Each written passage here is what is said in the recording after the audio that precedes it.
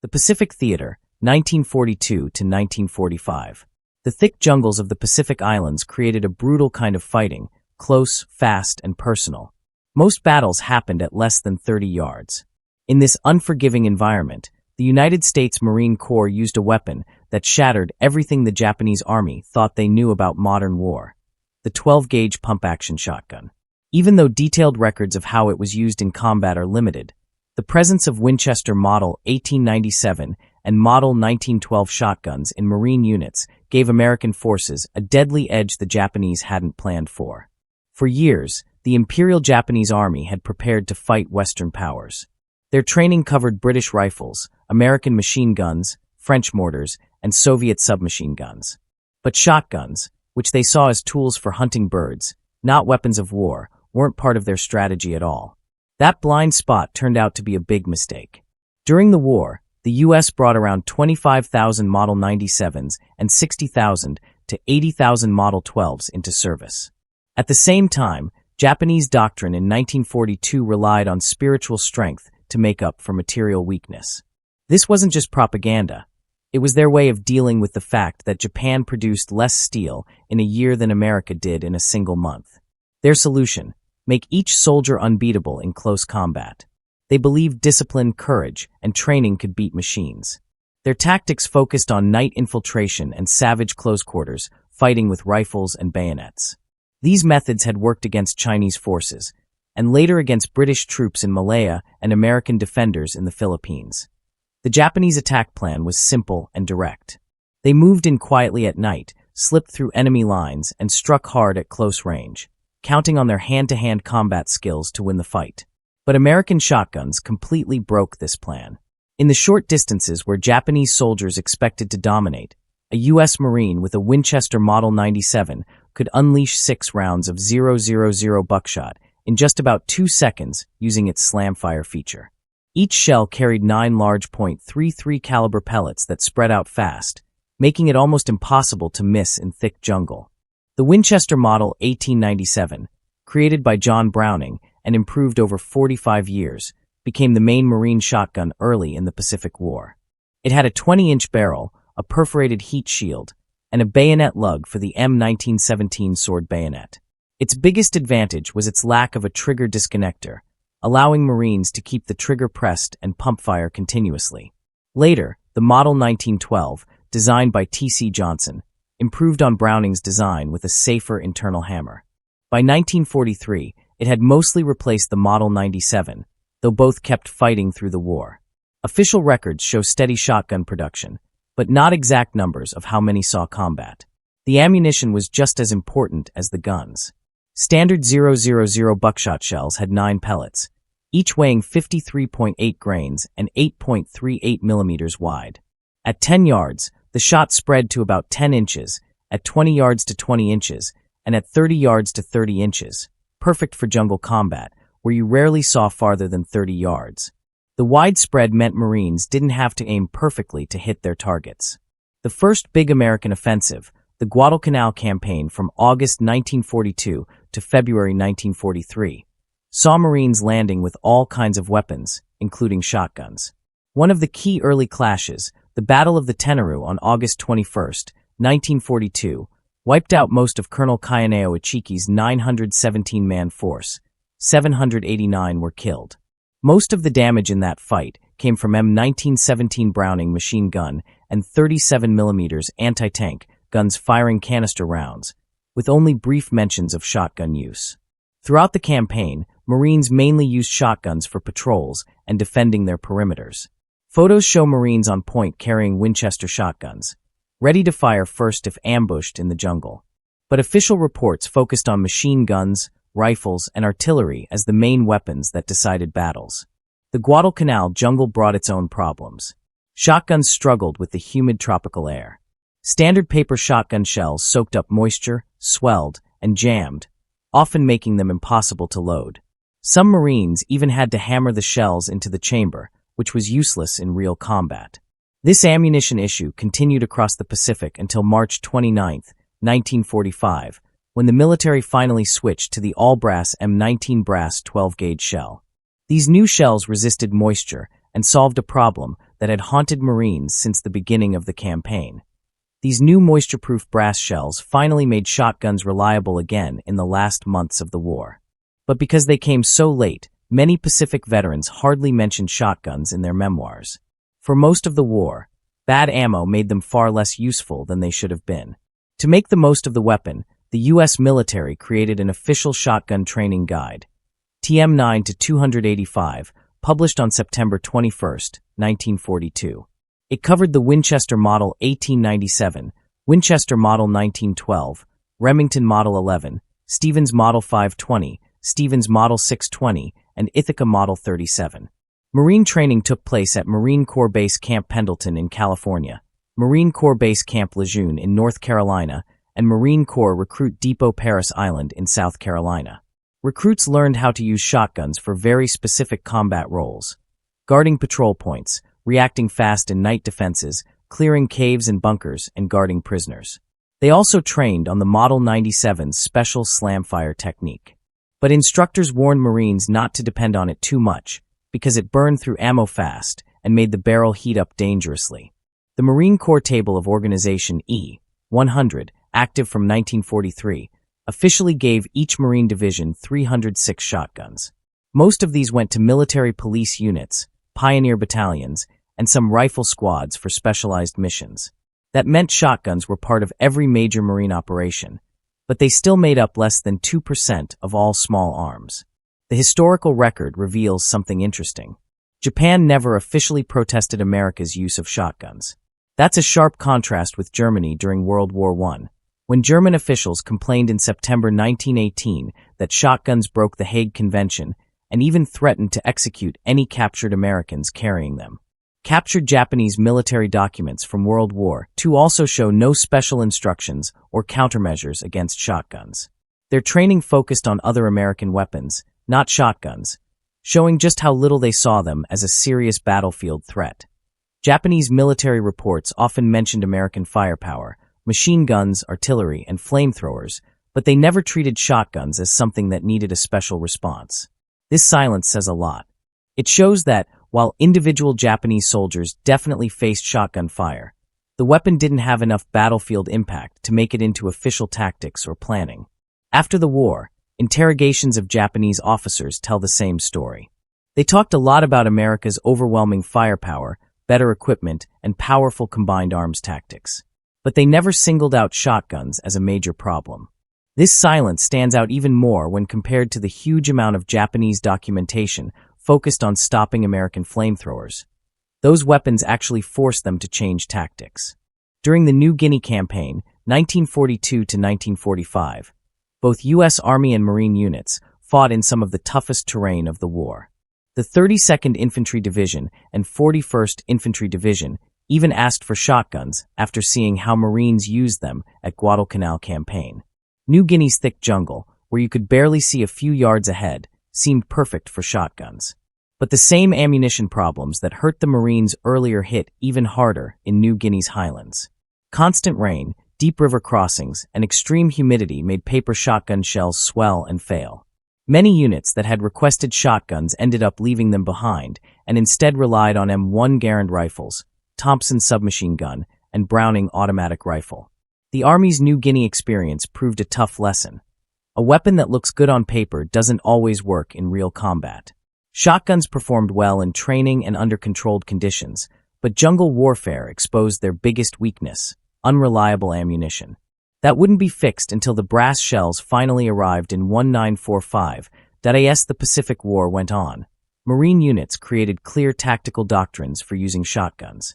The weapon proved most valuable in three key roles: securing patrol points, defending perimeters from infiltration, and guarding prisoners. On patrol, Marines placed designated scouts with shotguns at the very front. Their job was to react instantly if the patrol walked into an ambush. The wide spread of buckshot could hit several enemy positions at once, giving the patrol time to spread out and fight back while the point man laid down powerful suppressing fire. This tactic demanded serious training and deep trust, because the shotgunner was often operating ahead of the rest of the team. Another key role was night perimeter defense. Marines stationed shotgun-wielding troops at likely infiltration points, where the weapon's wide spread helped make up for low visibility in the dark. Even the loud, unmistakable sound of a pump-action shotgun being racked acted as a warning and a psychological shock to anyone sneaking in. But because shotguns carried limited ammo, these Marines needed quick rifle support once the shooting started. In October 1944, during the return to the Philippines campaign, 1944 to 1945, the 6th United States Army requested large numbers of shotguns for city fighting in Manila. The Marines didn't play a big ground role there, focusing mostly on artillery and air support. Instead, it was the 37th Infantry Division that used shotguns in brutal house-to-house combat. Reports after the battle highlight flamethrowers and demolition charges as the main tools for knocking out strong Japanese positions. But the urban fighting also showed what shotguns could do, and where they fell short. In room-clearing operations, they delivered devastating close-range firepower, making them ideal for tight spaces and sudden fights. However, Japanese defenders quickly adapted.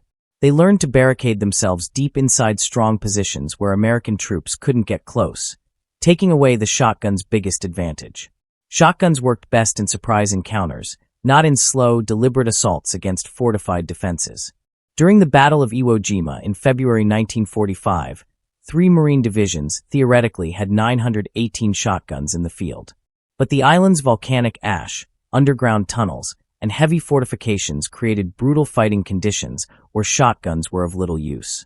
The famous flag raising on Mount Suribachi happened only after flamethrower and demolition teams had wiped out Japanese strongpoints, not because of shotgun assaults. On the island, Marines relied mainly on M2-2 flamethrower to clear caves, supported by specialized flame tanks. These flamethrowers could shoot burning fuel up to 40 yards, far beyond shotgun range. Out of 26,000 American casualties at Iwo Jima, no records link any losses to a lack of shotgun firepower or failures in shotgun tactics. Shotguns simply weren't decisive in this kind of fight. The M19 brass 12-gauge shell arrived too late to change that. Some units received the new shells only in late March 1945, after the battle was over. So at Iwo Jima, Marines were still stuck with paper shells that swelled in the humid air, further limiting the shotgun's role in one of the war's toughest battles. The Battle of Okinawa from April to June 1945 was the moment when the Marines fully applied everything they had learned during the Pacific Campaign.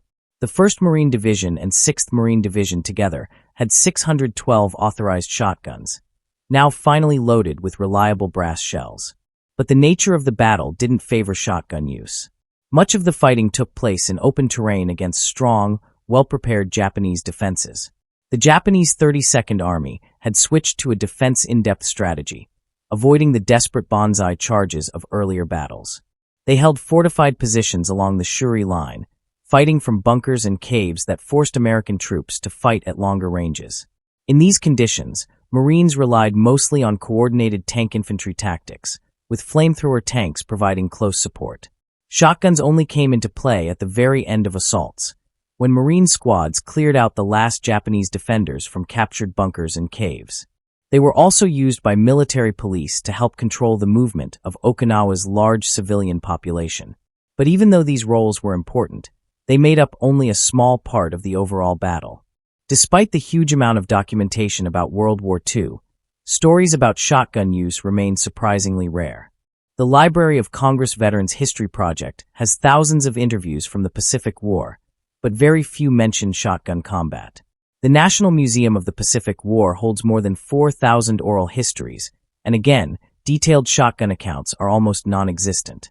Even famous memoirs like With the Old Breed by Eugene Sledge, who fought at Peleliu and Okinawa, never mention shotguns. The same goes for Helmet for My Pillow by Robert Leckie, who served with the 1st Marine Division at Guadalcanal. These silences in first-hand accounts suggest something clear. Shotguns were useful in specific situations, but never became central to Marine combat. They were support tools, not the main weapons Marines depended on in the Pacific War. Veterans remembered shotguns as useful tools, especially for night security and jungle ambushes, but they made it clear that rifles, machine guns, and mortars were the real battle winners. This view matches official records, showing that shotguns made up less than 2% of a division's weapons. American industry built a lot of military shotguns during World War II. Winchester Repeating Arms Company produced about 25,000 Winchester Model 1897 shotguns and between 60,000 and 80,000 Winchester Model 1912 shotguns. Remington Arms, Stevens Arms, and Ithaca Gun Company added thousands more. This massive production showed America's unmatched industrial power, but high production didn't automatically mean heavy frontline use. Many shotguns ended up far from the front lines. They were used for training, guarding prisoners, protecting supply convoys, and securing bases. Military police needed them for managing POWs and convoy security. Navy ships carried them for boarding and security, while air bases used them to guard perimeters. These non-combat roles absorbed a large share of the production. So even though the U.S. had enough guns to equip every Marine squad, ammo problems, tactical limits, and military doctrine meant most shotguns stayed in support roles, not frontline combat. They were specialized tools, not standard battlefield weapons. A comparison with other weapons shows why. The M2 flamethrower, introduced in 1943, appears in nearly every combat account involving bunker and cave clearing. At Battle of Iwo Jima, Marines used 27,000 gallons of flamethrower fuel, with detailed records proving its deadly effectiveness. Meanwhile, shotgun ammo records are almost entirely missing from these same reports. By contrast, the Browning automatic rifle bar was the backbone of Marine squad firepower, and its use is thoroughly documented. This gap between production numbers and combat records shows the reality. The shotgun was present, useful in the right moments, but it was never a key weapon in the Pacific War, WWII 1944. Every Marine rifle squad had 3-bar teams, backed by solid training and clear tactical plans. Shotguns, even though officially authorized, never got that kind of structure or consistent combat use. Even the less common M1918 Browning machine gun has far more battle stories than shotguns. Veterans talk in detail about how they used Browning guns, how much ammo they fired, and how they helped shape the fight. There's nothing like that for shotguns, and that silence says a lot. This gap between shotgun legend and real history fits a bigger pattern in how World War II gets remembered. Popular culture, fueled by movies and dramatic stories, has blown certain weapons way out of proportion.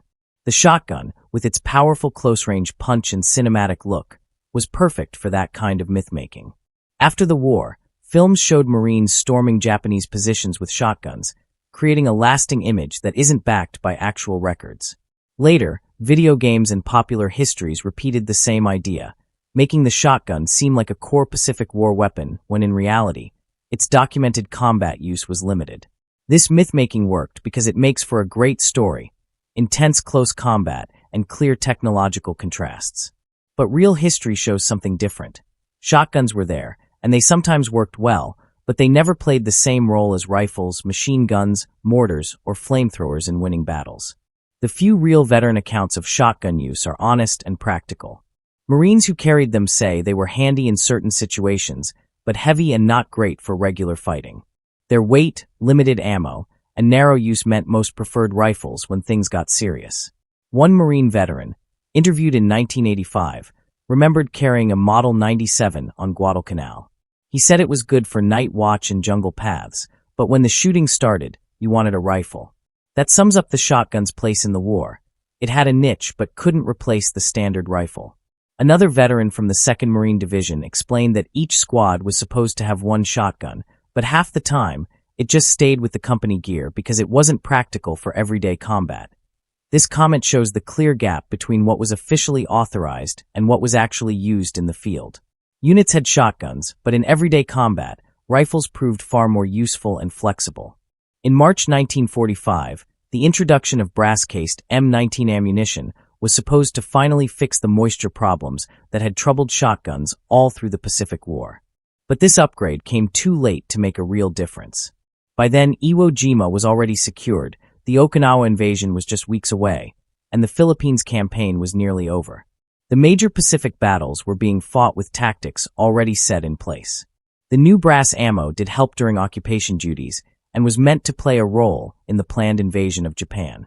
Military planners preparing for Operation Downfall ordered large numbers of shotguns for expected urban fighting in Japanese cities. But the atomic bomb changed everything. The invasion never happened, and the brass ammunition's real combat potential was never fully tested. After the war, Analysts believe that if this ammo had been available earlier, shotgun performance in combat could have been much better. But that's only speculation. History shows what actually happened. For most of the Pacific War, shotgun ammo was unreliable, and that seriously limited the weapon's combat value. Another revealing fact is the lack of Japanese countermeasures against shotguns. Japanese forces carefully studied American weapons and created specific ways to fight back. Overhead cover to block mortars, spider holes to counter tanks, and reverse slope defenses to blunt naval gunfire. But there were no special defenses against shotguns. That silence says everything. Shotguns never had the kind of battlefield impact that forced the Japanese to adapt.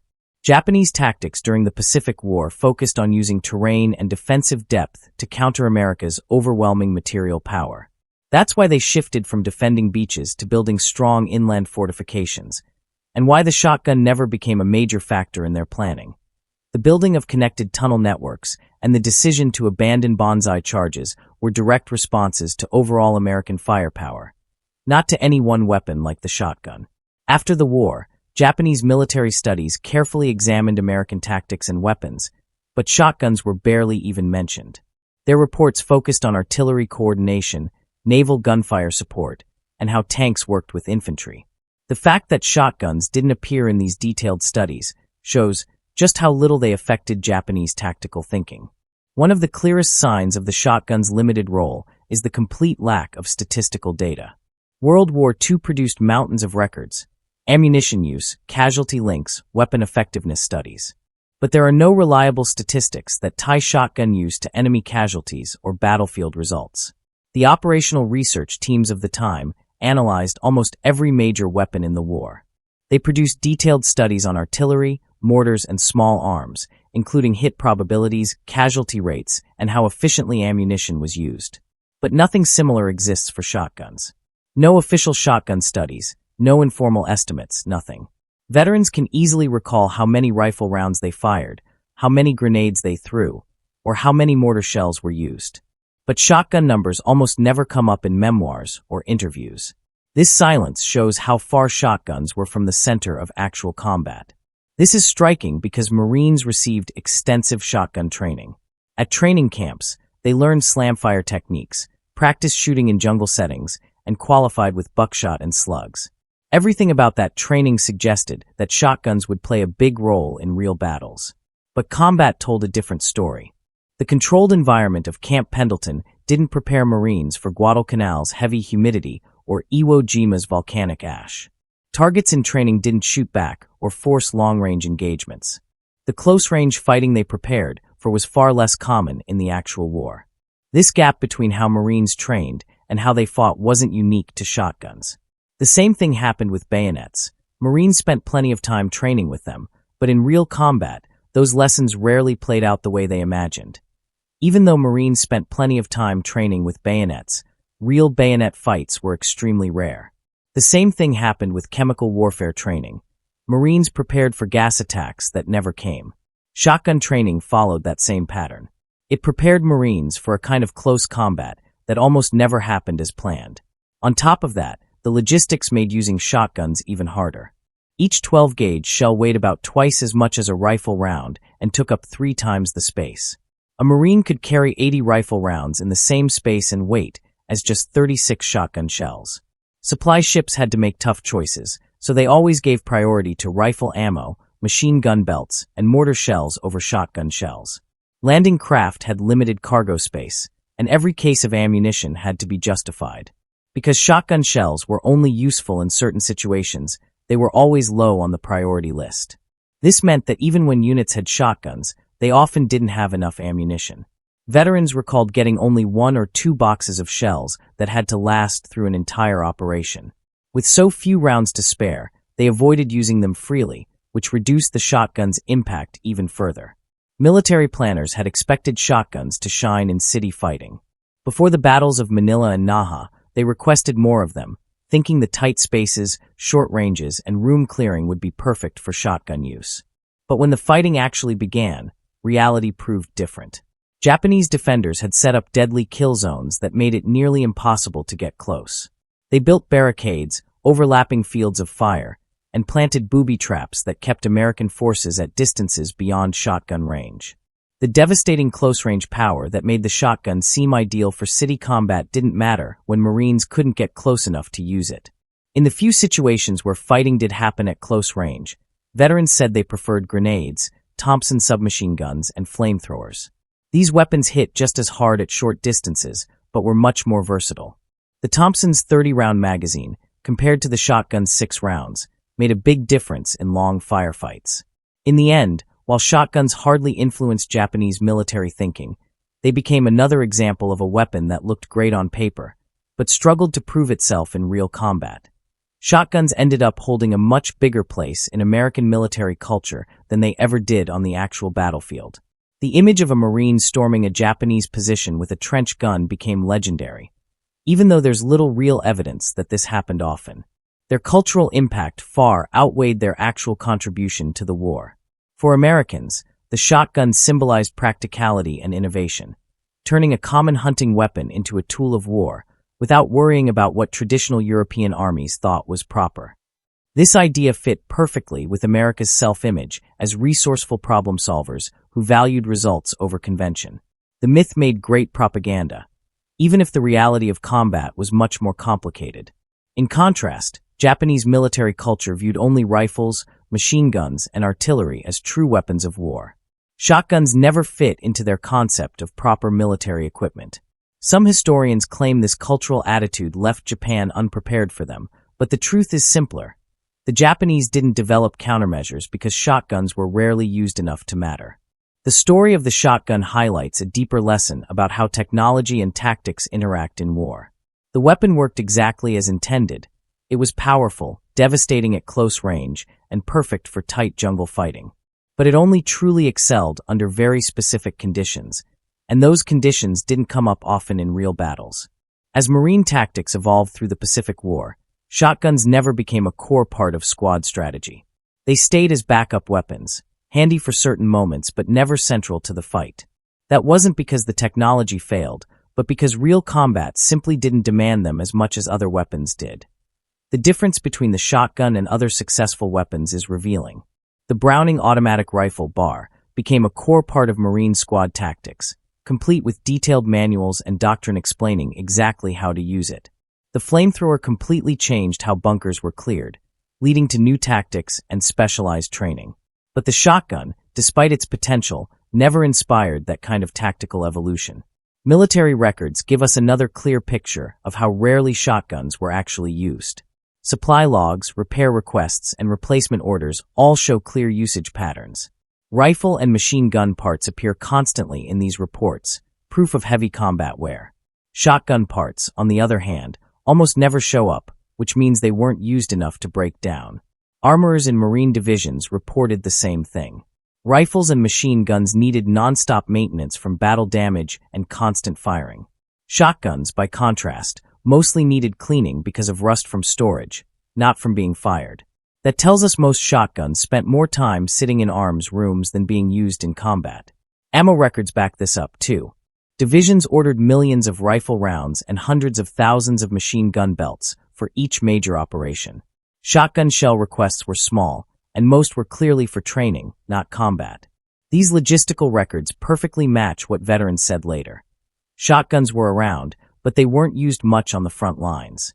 Looking at how other Allied forces used, or didn't use, shotguns makes this even clearer. British and Australian troops fighting in the Pacific rarely carried shotguns. They relied on rifles and submachine guns instead, and still performed effectively in jungle warfare. That shows shotguns weren't essential for victory. Even the Soviet Union, which fought in every kind of terrain, from the ruined cities of Stalingrad to the open fields of Kursk, never adopted shotguns for combat, even though they produced small arms by the millions. Chinese forces, too, fought brutal close-quarter battles throughout the war without relying on shotguns. Chinese forces fighting Japan throughout the war also didn't use shotguns, even though they desperately needed effective weapons. This wider international view shows that the shotgun was just one tactical option among many, not an essential combat tool. Different nations achieved similar battlefield results using entirely different weapon mixes, proving that shotguns, despite America's industrial ability to produce them in huge numbers, had only a minor tactical impact. After the war, military analysts reviewed every major World War II weapon to decide which ones were worth improving for future conflicts. The Army's Infantry Board carried out extensive studies and quickly identified the priorities: rifles, machine guns, mortars, and the new recoilless rifles. Shotguns received almost no attention, suggesting their wartime performance didn't justify further investment. When the Korean War began, shotgun use remained limited, even though much of the fighting took place at close range. Marines in Korea preferred the M1 Garand, the BAR, and the carbine for patrols and combat. These were the same veterans who had fought across the Pacific, and their choice showed how they truly judged the shotgun's usefulness, more theory than reality. Shotguns did make a comeback in Vietnam, particularly in jungle patrols where close-range engagements were common. Modified commercial shotguns became the weapon of choice for point men and tunnel rats. Still, even in Vietnam, they remained specialized tools rather than standard combat weapons. That pattern continues today. Modern militaries use shotguns for breaching doors, guarding checkpoints, and other specific missions, but not as general-purpose battlefield weapons. The historical record paints a clear picture of how Japanese forces actually encountered American shotguns during World War II. First, while shotguns were officially part of Marine units throughout the Pacific, their real combat use was limited. Problems with ammunition, challenging jungle conditions, and Marine tactical preferences kept them from playing a major role. The introduction of brass-cased shells in March 1945 came far too late to make any real difference. Second, Japanese forces never created countermeasures against shotguns because they didn't need to. The weapons simply never caused enough impact to justify special training or tactics. Japanese documents, training materials, and post-war studies never mentioned shotguns, confirming how little they influenced battle outcomes. Third, there was a huge gap between the number of shotguns authorized for Marines and how many were actually used in combat. Each division was supposed to have about 306, but most ended up used for guard duty, training, or base security, not on the front lines. Veterans who mentioned shotguns in interviews said they were useful in specific moments, but never central to fighting. Fourth, the cultural mythology of the trench gun in the Pacific became far larger than its real impact. Popular media, movies, novels, and later video games turned the shotgun into an icon of close-range jungle warfare. Yet the historical evidence shows its combat effectiveness was limited, its influence small, and its legend far greater than its reality. This myth-making hides the simple truth that rifles, machine guns, mortars, and flamethrowers were the real weapons that decided battles. Shotguns played small, specialized roles, but their story teaches a bigger lesson about how militaries innovate and adapt. Having a technically capable weapon doesn't automatically make it effective in combat. For a weapon to truly matter, it has to fit into a broader system, with proper tactics, logistics, and training to support it. Shotguns had clear theoretical strengths, but those advantages never overcame the practical problems that limited their use. The Japanese military's failure to prepare for shotguns turned out to be irrelevant. The weapon simply didn't have the tactical impact needed to make that lack of preparation matter. In fact, Japan focused its attention on the weapons that really shaped the Pacific War: artillery, naval bombardments, aircraft, and flamethrowers, because those were the tools that actually decided outcomes.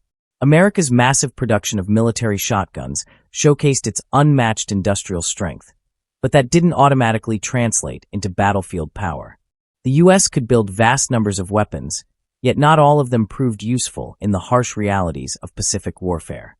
This gap between what was produced and what was effectively used highlights an important truth. Industrial might alone doesn't guarantee victory. It must be matched with smart employment and tactical integration. In the end, the story of Japanese troops facing American shotguns in World War II says more about military mythology than actual combat history. Shotguns were there, and sometimes effective, but they never delivered the decisive, devastating impact that legends later claimed. The Japanese may have been unprepared for them, but it didn't matter. The shotgun's role was real, yet small, a reminder that myth often outlasts reality on the battlefield. Historical records, production data, training manuals, and Marine Corps tables all confirm that shotguns were indeed part of U.S. Marine units during the Pacific War. But the lack of detailed combat reports, statistical evidence, and Japanese countermeasures shows that their real use in battle was limited. Veterans who carried shotguns remember them as handy tools for specific situations, not as major combat weapons that changed the course of battles. When the U.S. finally introduced brass shotgun shells in March 1945, the moisture problem that had plagued paper shells was solved, but it came too late. By then, the war in the Pacific was already being won through island-hopping campaigns powered by overwhelming firepower, naval dominance, and coordinated combined arms tactics, not by close-range shotgun fights. The Japanese military's lack of a specific response to shotguns wasn't an oversight, it was a correct judgment. They focused on countering the real threats that shaped the battlefield: artillery, naval gunfire, air power, and flamethrowers. Shotguns, though theoretically powerful in close quarters, never had enough impact to deserve special attention. Today's modern militaries still use shotguns, but for narrow roles, like breaching doors, using less lethal ammunition, or operating in very close combat. That limited modern use actually mirrors how they were used in World War II far more accurately than the popular myths suggest. They were useful, but specialized, not decisive weapons.